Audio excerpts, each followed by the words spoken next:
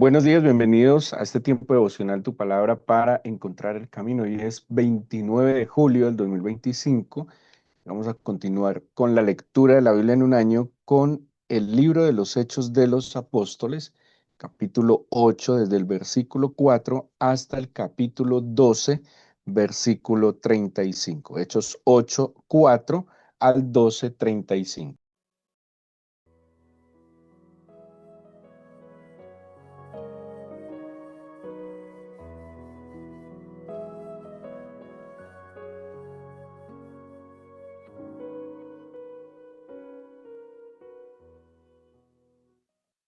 Bueno, la lectura del libro de los Hechos nos trae en este día eh, el, un personaje, podríamos decir, uno de los principales personajes que tiene el Nuevo Testamento, Pablo de Tarso o Saulo de Tarso. En el capítulo 8 veíamos ayer cómo ante la predicación de Esteban, que veíamos a Esteban como el gran testigo, aquel que da ese testimonio de la obra de Jesucristo. Ayer estuvimos mirando lo que es un testigo, un mártir, y, y Pablo dice consentía con la muerte de Esteban, el primer mártir. ¿Quién es Pablo? Y es muy importante pues conocer a San Pablo, porque de los 27 libros que tiene el Nuevo Testamento, 13 de ellos se le atribuyen al apóstol Pablo. De hecho, muchos que han escudriñado de manera muy profunda las escrituras atribuyen a Pablo digámoslo así, la gran forma de la teología cristiana. Pablo es el primer escritor del Nuevo Testamento. Cuando hablo primer escritor es que incluso las cartas paulinas son escritas antes que los mismos evangelios. Pablo no tenía una intención de escribir un Nuevo Testamento, no tenía la intención de escribir un nuevo libro sagrado, ni él ni ninguno de los autores del Nuevo Testamento, pero él encontró unas necesidades de, bueno, las cartas tienen propósitos diferentes, entre ellos asuntos pastorales con discípulos, ¿sí? Con personas individuales, pero también asuntos que tienen que ver con la iglesia, con la instrucción en la iglesia, con la corrección en la iglesia y también pues con estas cartas tratando de dar, digámoslo, dentro de los planes evangelísticos que él tenía. A Pablo se le atribuyen más escritos, solo tenemos estos 13 en el canon.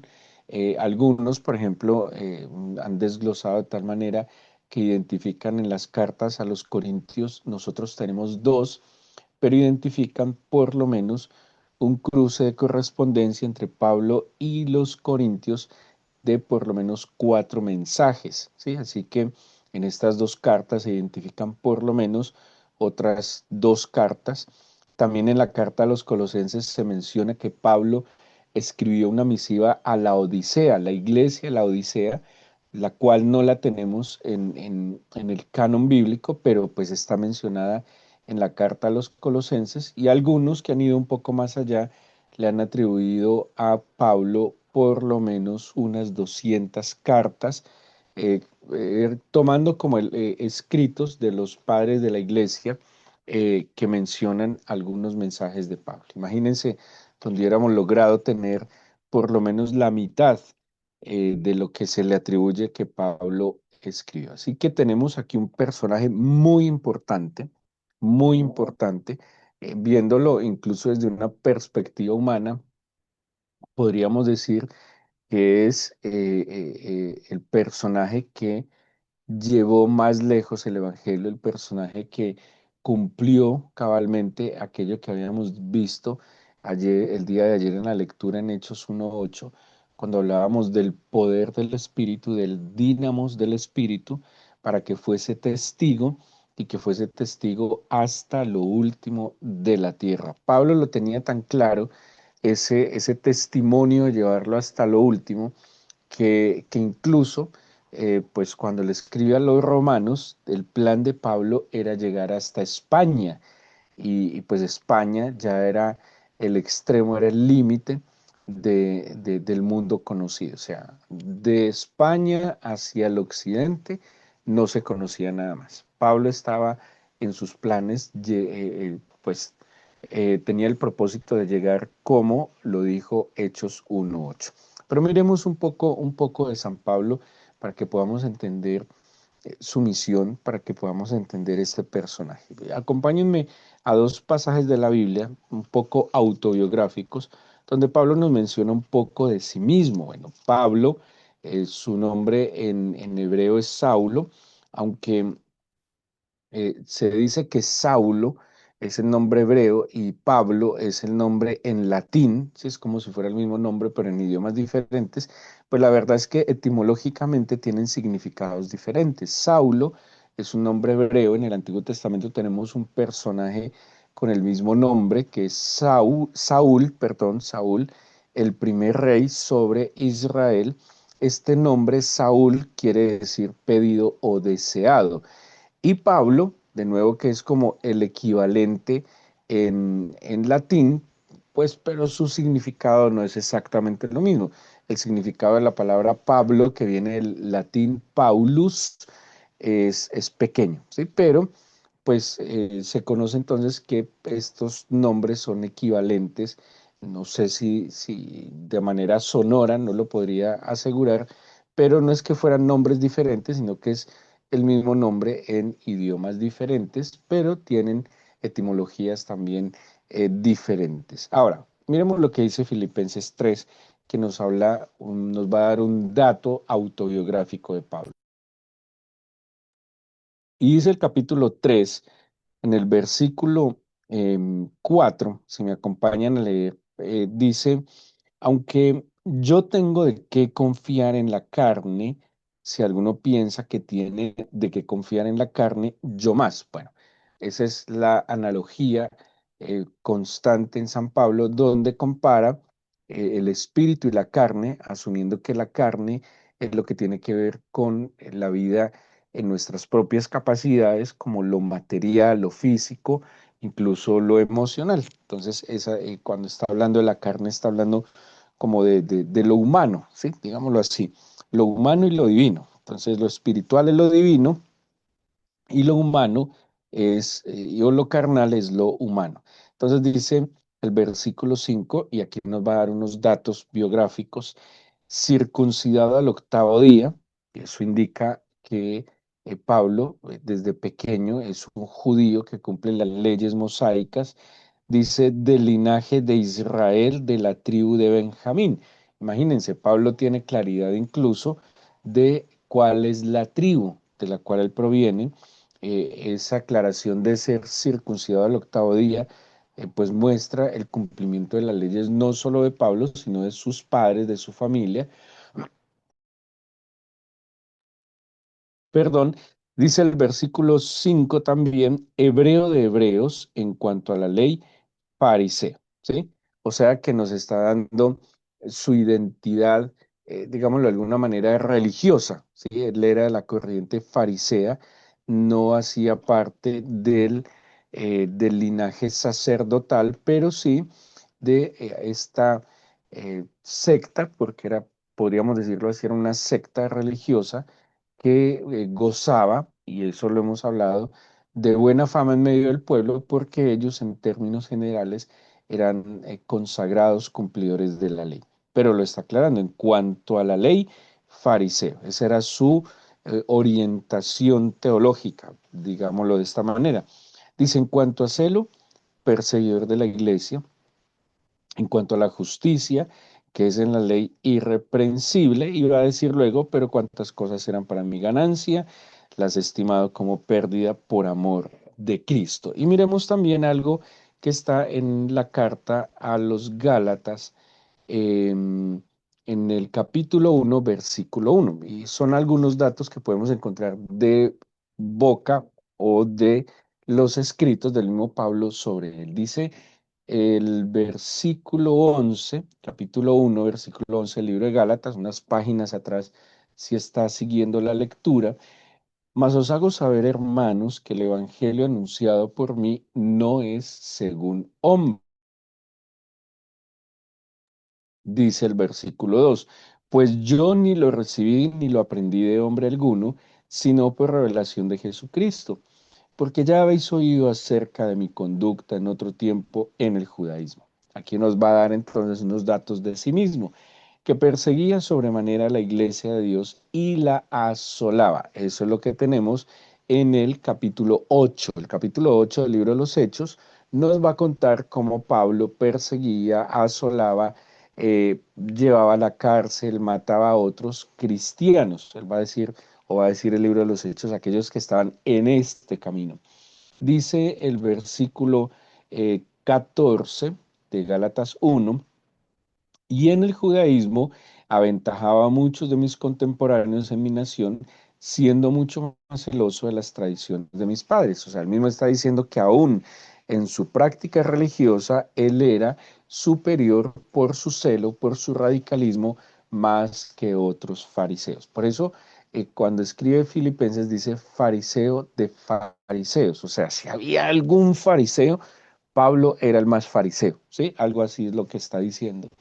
Dice el versículo 15, pero cuando agradó a Dios que me apartó desde el vientre de mi madre y me llamó por su gracia, revelar a su Hijo en mí para que yo le predicase entre los gentiles, no consulte enseguida con carne y sangre, ni subí a Jerusalén a los que eran apóstoles antes que yo, sino que fui a Arabia y volví de nuevo a Damasco y después, pasados 3 años, subí a Jerusalén para ver a Pedro y permanecí con él 15 días. Pero no había ningún otro de los apóstoles, sino Jacobo, el hermano del Señor. En esto os escribo, he aquí delante de Dios que no miento. Después fui a las regiones de Siria y de Cilicia, y no era conocido de vista las iglesias de Judea que eran en Cristo. Solamente oían decir, aquel que en otro tiempo nos perseguía, ahora predica la fe, que en otro tiempo asolaba y glorificaban a Dios en mí.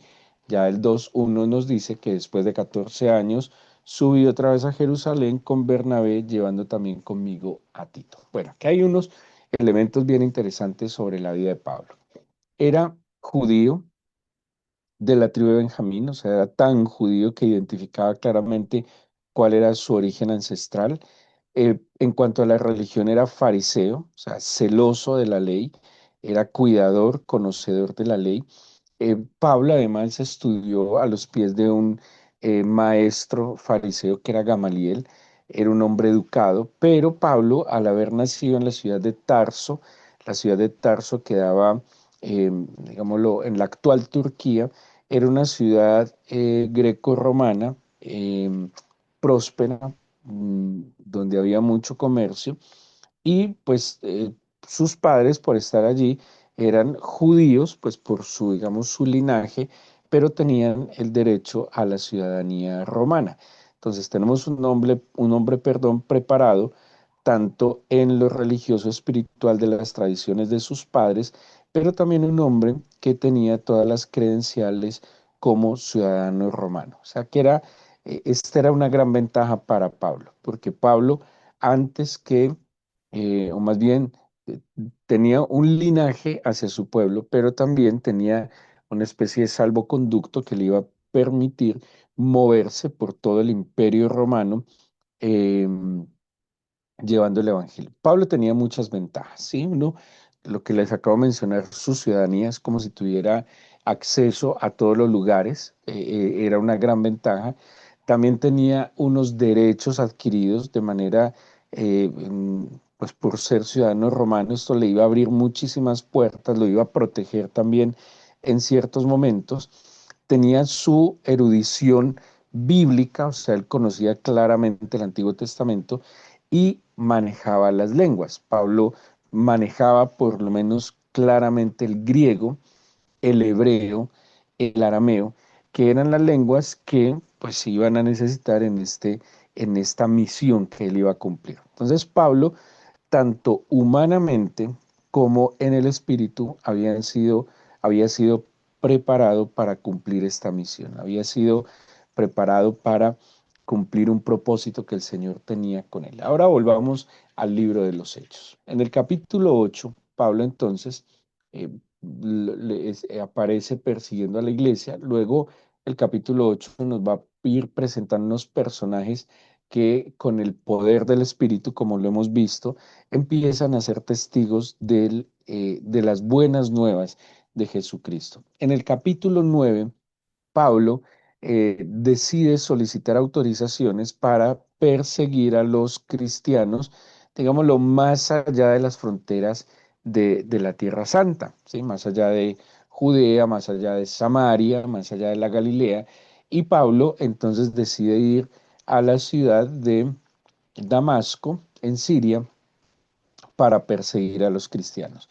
Pablo, como lo leímos ahora en Gálatas y en Filipenses, Pablo va a tener un encuentro personal con Jesucristo. Ahora, eh, era Pablo, era el fariseo de fariseos, era el linaje de Benjamín, era un hombre celoso de la ley, conocedor de la ley, y pues no iba a ser tan fácil que cualquier hombre pudiera llegar y convencerlo del Evangelio. ¿Sí? Así que el Señor inventa eh, una manera muy dramática, ¿sí? Un poco extrema, para salir al encuentro con San Pablo y es a través de una manifestación, lo que se conoce como una especie de teofanía, una aparición divina. Al mediodía aparece una luz tan fuerte que superaba la luz del mediodía. Ahora imagínense qué luz puede superar la luz del sol, ¿sí? O sea, qué reflejo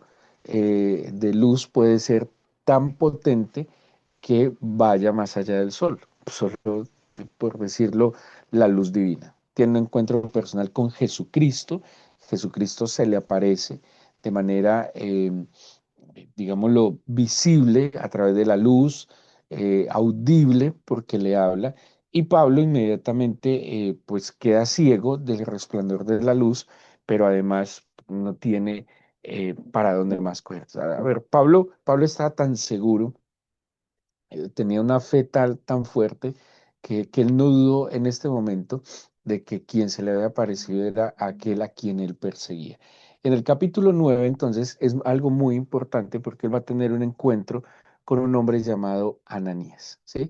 Y este Ananías, eh, pues quien va a ser famoso a Ananías es Pablo. Ananías no va a aparecer en ningún otro momento en la Biblia pues hasta donde sé no hay otro registro diferente a este discípulo llamado Ananías. Dice el capítulo 9, em, versículo 10. Había entonces en Damasco un discípulo llamado Ananías, a quien el Señor le dijo en visión: Ananías, y él le contestó: aquí estoy, Señor. Y él le dijo: levántate, ve a la calle que se llama Derecha y busca en casa de Judas a uno llamado Saulo de Tarso, porque aquí él ora. Y ha visto en visión a un varón llamado Ananías que entra y le pone las manos encima para que recobre la vista. Ananías le contestó: Señor, he oído de muchos acerca de este hombre, cuántos males ha hecho a tus santos en Jerusalén. Y aún aquí tiene autoridad de los principales sacerdotes para prender a todos los que invocan tu nombre. Perdón.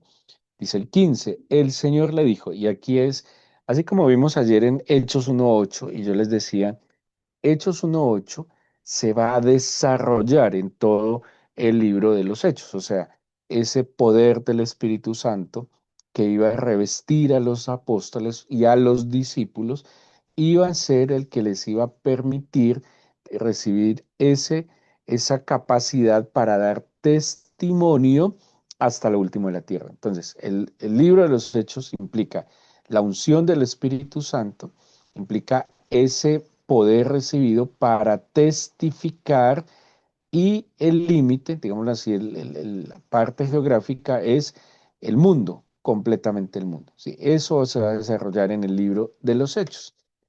Y así como Hechos 1:8 es la base de todo el libro de los Hechos, Hechos 9:15 es la base de la vida de San Pablo, ¿sí? O sea, Hechos 9:15 es lo que va a ser el propósito de la vida de San Pablo.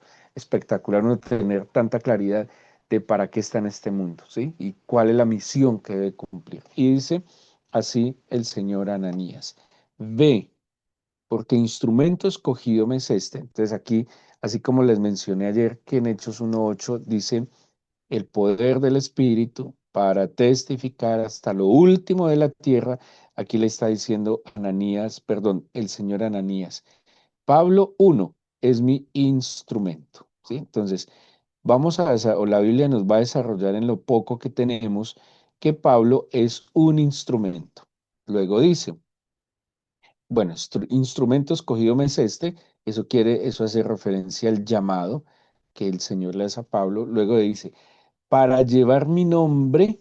Entonces, la segunda parte que nos va a desarrollar la Biblia de Pablo es que Pablo será un instrumento para llevar el nombre de Cristo. Como dice el mismo libro de los Hechos, no hay otro nombre dado a los hombres en quien haya salvación. Y dice acá, para llevar mi nombre ¿a dónde? En presencia de. Y esto es lo que va a desarrollarse en la vida de Pablo: gentiles, reyes y a los hijos de Israel, ¿sí? Entonces pónganle cuidado la misión que tiene San Pablo, y es lo que se va a dar a conocer en lo que sigue el libro de los Hechos y en sus cartas. No, también Pedro, que va a mencionar a Pablo. Entonces, el plan que tenía el Señor para Pablo: un instrumento que llevaría el nombre del Señor, ¿sí? ¿Qué implicaba llevar el nombre del Señor? Pues el Evangelio, ¿sí? Cristo es el Evangelio. El Evangelio no es una doctrina, sino que el Evangelio es una persona, ¿sí? El Evangelio no es una ideología, sino que el Evangelio es una persona. ¿Cuál es esa persona? Pues Jesucristo. Entonces, tú serás instrumento útil para llevar el Evangelio ¿a quiénes? A gentiles, a reyes y a los hijos de Israel. Y de aquí en adelante, eso es lo que se va a desarrollar en el libro de los Hechos. ¿De la mano de qué? De que recibirían el Espíritu Santo, su poder para testificar. Eso implica ser instrumento para llevar el nombre hasta el mundo entero. Y a Pablo, ¿qué le implicó llevar el nombre del Señor a los gentiles, a los reyes y a los hijos de Israel? Los hijos de Israel, judíos. ¿Dónde estaban los judíos? Dispersos, ¿sí? Dos, con los judíos, o los judíos más bien, habitaban en medio de gentiles. Entonces, Pablo siempre llegaba primero a las sinagogas donde había judíos, pero generalmente los judíos lo echaban, y cuando lo echaban, él iba entonces a los gentiles, que son pues personas de otros pueblos, gentes, sí, gentes. Pero Pablo no se quedó solo con los judíos ni con los gentiles, sino que, como nos va a contar el mismo libro de Hechos, Pablo apela y se va a presentar ante las autoridades tanto judías como romanas. Por eso Pablo, por allá por el capítulo 25, perdón, de los Hechos, él va a estar enfrente a los reyes, que menciona, por ejemplo, Agripa, menciona a Festo, a Félix, pero también Pablo incluso va a apelar y va a solicitar presentarse nada más y nada menos que ante el César, llegar ante los tribunales romanos, ¿sí?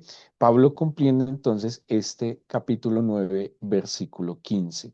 Y de ahí en adelante, bueno, que viene, Ananías se presenta, Ananías ora por él, Ananías le instruye en el camino del Evangelio, y de ahí en adelante Pablo va casi de manera autodidacta, ¿sí? O sea, el maestro que menciona la Biblia que tuvo Pablo fue Ananías, lo que Ananías le enseñó, y Pablo casi de manera automática empieza su misión. Hay un detalle que no quiero dejar por alto, y es que Pablo, después de su conversión, pasó aproximadamente, o tuvo como centro de operaciones, su casa, Tarso, su ciudad, ¿sí?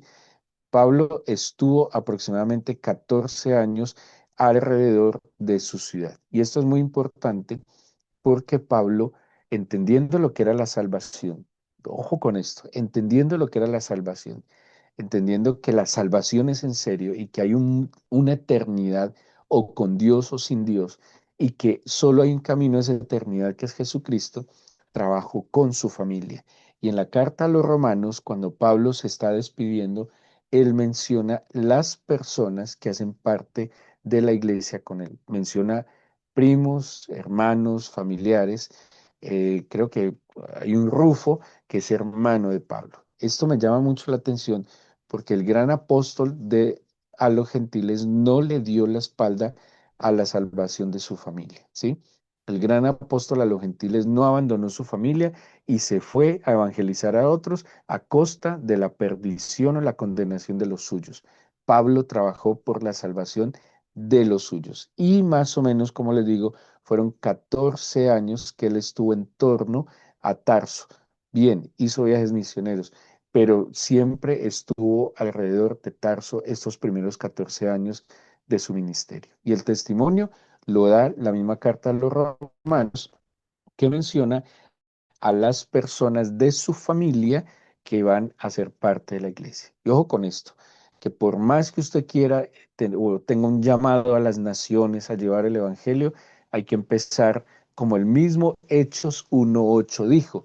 Hechos 1:8 no dijo, y me seréis testigos y empezarás en Roma. No, empieza en Jerusalén, lo suyo, su parroquia, su entorno, aquello que lo está rodeando. La obra misionera, la obra evangelística empieza con mi entorno. Ah, pero es que es más fácil ir lejos. Claro que sí, pero el Señor Jesús también empezó con los suyos. El Señor Jesús también empezó en Nazaret, donde fue criado, y el Señor Jesús también hizo su ministerio en la Galilea, que era la región contigua, o más bien la región donde estaba su ciudad de crianza. Nazaret, em, estuvo Caná de Galilea, que es vecina, Cafarnaún y toda la Galilea, ¿sí? Entonces, ninguno de nosotros tiene excusa. Si usted tiene inquietudes de llevar la luz del Señor a las naciones, empecemos por su propia nación, por su propio pueblo, por su propia familia. Así lo hizo Pablo y la Biblia misma da testimonio de que él llevó el evangelio a los suyos, que fue convincente. Ahora, dicen, no hay profeta con honra sino en su tierra, así lo dice el evangelio. Bueno, pero hay que hacerlo, ¿sí? Hay que modelar, hay que ser muy buen testimonio. Yo siempre he creído que uno sí puede darle un buen testimonio a su familia y tratar con amor, con dedicación, llevarlos a los pies de Cristo. Porque si les amamos, los primeros que debemos llevar a la salvación es a los nuestros y eso nos muestra este extraordinario hombre de fe. Vamos a orar, a darle gracias al Señor en este nuevo día y a pedirle. Aquí hay muchas cosas que aprender de San Pablo, Señor. Uno, su dedicación. Claro que fue dedicado y fue un hombre disciplinado, no solo lo que respecta a la fe, fue un hombre disciplinado en su propia vida. Dos, vemos, Señor, un hombre que no dudó ante el encuentro contigo, no perdió más el tiempo, encontró lo que buscaba, encontró lo que necesitaba, encontró lo que anhelaba. Y ante este encuentro, Señor, también pudo entender el propósito y se movió de acuerdo a ese propósito. Señor, necesitamos la luz de tu Espíritu para que esa revelación transforme nuestra mente y nos permita entender ese propósito que tienes y movernos de tu mano en pos de ese plan de vida, Señor. Y subordinar y sujetar todas las cosas para que ese plan para el cual tú me creaste, me hiciste, me formaste, se cumpla en mi vida.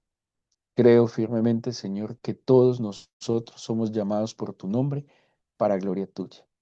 Y creo firmemente, Señor, que tenemos una misión de ser luz en medio de las tinieblas y que a través del buen testimonio poder llevar a otros a tus pies, empezando con mi casa, empezando con los que están cerca a mí, pero no limitándome a ellos. Eso fue lo que hizo San Pablo.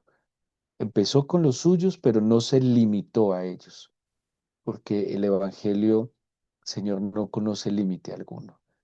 Yo te pido, Padre, que si bien no puedo excusarme en que los míos tal vez no me crean, para no hacerlo, tampoco me debo limitar, Señor, a quedarme toda la vida detrás de los míos.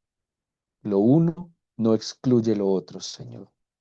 Puedo procurar la salvación de los míos, pero también llevar el Evangelio a- hasta el último rincón del mundo si fuese necesario. Yo te pido por favor entonces que me permitas ser luz en medio de las tinieblas, luz a mi casa, luz en mi trabajo, luz en mi ciudad, que yo pueda cumplir cabalmente esa misión de anunciar las virtudes de aquel que me llamó de las tinieblas a su luz admirable. Te bendigo, Señor, en esta nueva mañana. Te presento mi vida, mi familia y te pido tu bendición. En el nombre de Jesús. Amén.